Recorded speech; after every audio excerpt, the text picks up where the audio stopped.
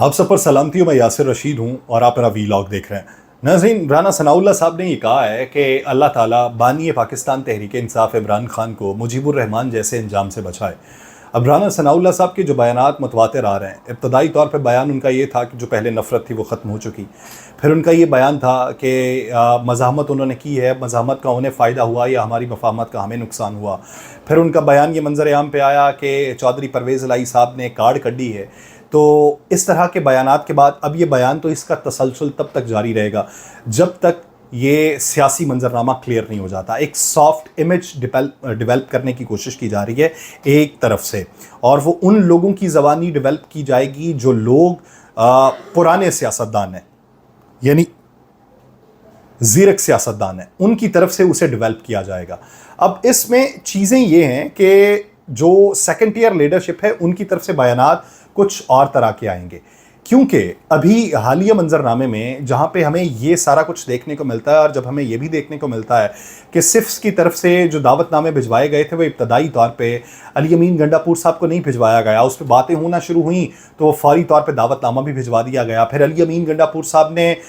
उस मीटिंग में जाके शिरकत की और बाद में आके ये भी बात की कि मैं आर्मी चीफ से बात करना चाहता था, लेकिन वहाँ पे इतने लोगों की मौजूदगी में सियासी मामलात के ऊपर मैं बात नहीं कर सका, तो वहाँ पे इंतज़ामी मामलात के ऊपर ही ज़्यादा बात हुई है और हम बातचीत के ऊपर यकीन रखते हैं। और फिर बाद में जो उनकी मुलाकात वज़ीर दाखिला मोहसिन नकवी साहब से हुई, अब मोहसिन नकवी साहब से होने वाली मुलाकात में जिस तरीके से वो खुशगवार हालात में वो जाके मिले हैं और बगलगीर हुए हैं, फिर उनके साथ गुफ्तो शुनीद की है, इंतज़ामी मामलात के ऊपर बात की है, तो इससे वो तासुर तो ज़ाहिर हो रहा है कि रिफ्ट बहुत ज़्यादा है खैबर पख्तूनख्वा और वफाक में, वो तासुर तो एक किस्म का ज़ाहिर हो रहा है। दूसरा, जब ये बात की गई कि बिजली की जो फराहमी है वो मशरूत कर दी गई है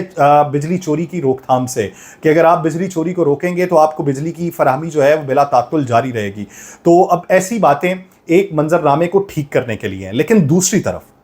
हमें ये भी देखने को मिलता है कि जब साइफर केस वाला मामला है, तो साइफर केस के मामले में जहाँ पे इम्कानात ये हो रहे हैं मंजर आम पे कि हो सकता है कि इसका फैसला जो है वो बानी पीटीआई और शाह महमूद कुरैशी साहब के हक़ में आ जाए, तो जब उनके हक़ में आएगा तो इम्कानात तो थे, लेकिन इसी बीच में उस फैसले से पहले शाह महमूद कुरैशी साहब की 8 मज़ीद मुकदमात में गिरफ्तारी डाल दी जाती है और पंजाब हुकूमत ये कहती है कि हम इन्हें लाहौर मुंतकिल करना चाहते हैं। वो ऐसी दरख्वास्त भी रखते हैं कि इन्हें कोट लखपत मुंतकिल किया जाए और इनका हमें रिमांड चाहिए। तो इस ज़मन के अंदर ये चीज़ें भी चलती रहेंगी, क्योंकि हम ये भी देख रहे हैं कि फवाद चौधरी साहब की तरफ से भी अदालत में दरख्वास्त ये दायर की गई है कि उनके ऊपर जितने मुकदमात हैं वो मुकदमात एक ही अदालत के अंदर लगाए जाएं, उधर से ही उन्हें ज़मानत मिले, और फिर साथ में इस्तदा ये भी की गई कि वीडियो लिंक के ज़रिए पेश होने दें, गिरफ्तारी का ख़दशा है।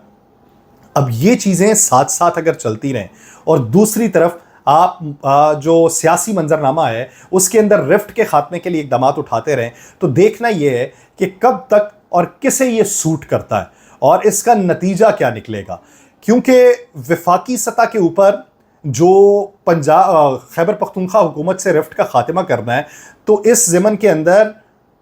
शहबाज शरीफ साहब या पाकिस्तान मुस्लिम लीग नून वो उसमें ज़्यादा पहल नहीं दिखा रही। इस ज़मन के अंदर खामोशी से आसिफ अली जरदारी साहब ज़्यादा मुतहर्रिक हैं। तो आसिफ अली जरदारी साहब मुतहर्रिक जो उधर हुए, तो उसके जवाब में पंजाब हुकूमत में पाकिस्तान पीपल्स पार्टी को शमूलियत की दावत दे दी गई।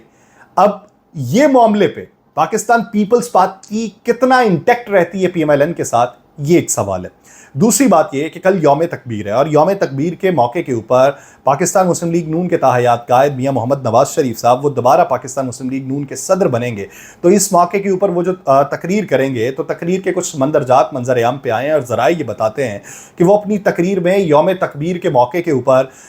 जो पाकिस्तान को एटमी कुव्वत बनाना था उस वक्त जो मुश्किलात थी वो उनका तज़किरा करेंगे, और फिर मौजूदा सूरत हाल के ऊपर भी रोशनी डाली जाएगी कि मईशत को किस तरीके से बेहतर किया जा सकता है। तो मैं ये उम्मीद करता हूँ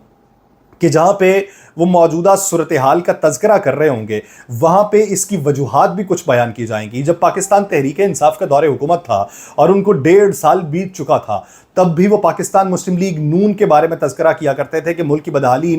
ان کی وجوہات کے باعث ہوئی ہے۔ جب پیٹرول کی قیمت میں رفتہ رفتہ تھوڑا بہت اضافہ ہو رہا تھا، بجلی کی قیمت میں اضافہ ہو رہا تھا، اشیاء خورونوش کی قیمتوں میں اضافہ ہو رہا تھا، اس کے ساتھ ساتھ پر کیپٹا انکم بھی بڑھ رہی تھی، لیکن وہ پھر بھی پاکستان مسلم لیگ نون کو مورد الزام ٹھہراتے تھے، اور پاکستان مسلم لیگ نون اس کے جواب میں یہ کہا کرتی تھی کہ اب ماضی کا تذکرہ کرنے کی بجائے اپنی کارکردگی بھی بیان کیجیے۔ تو امید کرتا ہوں کہ پی ڈی ایم کی جو حکومت گزری اور اس کے بعد پھر نگراں حکومت آئی جس میں اسی کے فیصلوں کا کچھ تسلسل رکھا گیا، اور اب پھر حکومت ہے جس میں نگراں حکومت کے ہی کچھ لوگ شامل ہیں، تو اب کی وجوہات بھی بیان کی جائیں گی کہ ادارہ شماریات کے مطابق، یعنی اسٹیٹسٹکس ڈپارٹمنٹ کے مطابق جو اعداد و شمار منظر عام پہ آئے ہیں، اس کے مطابق تو ہمیں یہ معلوم پڑتا ہے کہ رواں مالی سال کے پہلے جو 6 ماہ ہیں اس میں فیڈرل بورڈ آف ریونیو کی آمدن میں 30% کا اضافہ ہوا ہے، یعنی ڈائریکٹ ٹیکسز اور انڈائریکٹ ٹیکسز اس میں اضافہ ہوا، اور انڈائریکٹ ٹیکسز میں تقریباً 118% کا اضافہ ہوا ہے۔ جب اتنی اضافت دیکھنے میں آ رہی ہے تو اس کے باوجود ہمارا 58% جو ہے وہ قرضوں کی ادائیگی کے اندر کیوں جا رہا ہے؟ ہمارے اخراجات مزید کیوں بڑھتے جا رہے ہیں؟ عوام کے اوپر بوجھ کیوں زیادہ پڑتا جا رہا ہے؟ عوام بدحالی کا شکار کیوں ہوتے جا رہے ہیں؟ امید کرتا ہوں کہ وہ اس کے اندر بتائیں گے کہ یہ کون سا خلیہ ہے کہ جس میں آمدن میں بھی اضافہ ہو، اور گزشتہ سال کی نسبت ہم جی ڈی پی کے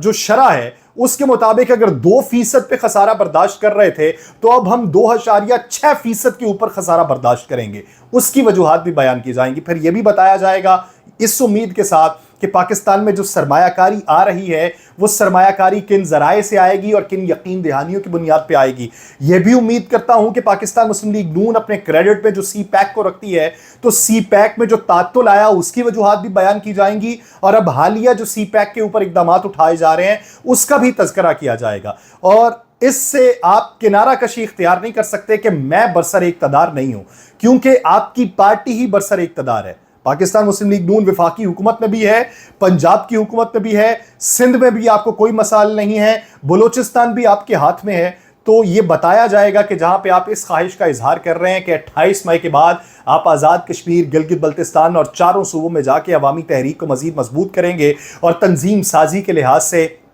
آپ اپنی پارٹی کو مضبوط کرنا چاہیں گے، تو آپ یہ بھی بتائیں گے کہ ملک کو مضبوط کس طریقے سے کیا جا سکتا ہے، اور اگر ملک مضبوط نہیں ہوا تو اس میں جو رکاوٹیں تھیں وہ حقائق کی بنیاد کے اوپر کون سی رکاوٹیں تھیں، اور ان رکاوٹوں کو کس طریقے سے ترک کیا جا سکتا ہے۔ اس کے ساتھ ساتھ ابھی حالیہ چیزوں کے اندر جو عدالتی معاملات ہیں، وہ عدالتی معاملات میں وہ خطوط جن کے اوپر چیزیں اس وقت پینڈنگ میں ہیں، تو ایک اور درخواست بھی دائر کی گئی ہے میاں داؤد کی جانب سے، اور اس میں سپریم جوڈیشل کونسل کا حوالہ دیا گیا ہے کہ یہ جو سماعتیں ہیں، ان سماعتوں کی وجہ سے سپریم جوڈیشل کونسل میں ججز کے خلاف جو درخواستیں ہیں اس کے اوپر عمل درآمد نہیں ہو رہا، اور ایک مخصوص گروہ جو ہے وہ مختلف چیزوں میں اور مختلف کیسز میں الجھا کے عدالت اور جوڈیشل جو کمیشن ہے اس کا جو سپریم جوڈیشل کمیشن کا